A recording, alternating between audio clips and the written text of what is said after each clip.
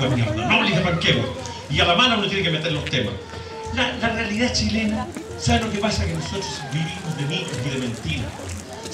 Todavía seguimos pegados con el penal de Caselli. Seguimos hueveando a Carlos Caselli porque una vez en el Mundial se le fue un penal. A mí, ¿por qué me conoce la gente? Porque una vez, hace muchos años, en un programa de televisión, se me salió un coquito en la televisión.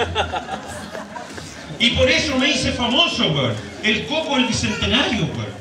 Está bien, pero me han engañado toda la vida con eso, weón. Y sigue, weón. Oye, y la historia nos cuentan tanta mentira. ¿Usted cree que Pedro Valdivia le dijo la verdad a Inés de Suárez cuando lo trajo a Chile? Te apuesto que lo trajo engañado, weón. Le dijo que aquí había un hotel, que no había indios, weón. A Galvarino cuando le cortaron las manos, ¿qué le dijeron? Mintiéndole a la chilena, weón. Don Galvarino, ponga aquí las manos que lo vamos a prontuariar nomás, weón. A Caupolicán cuando le sentaron en la pica le dijeron, es un pequeño examen a la próstata, weón.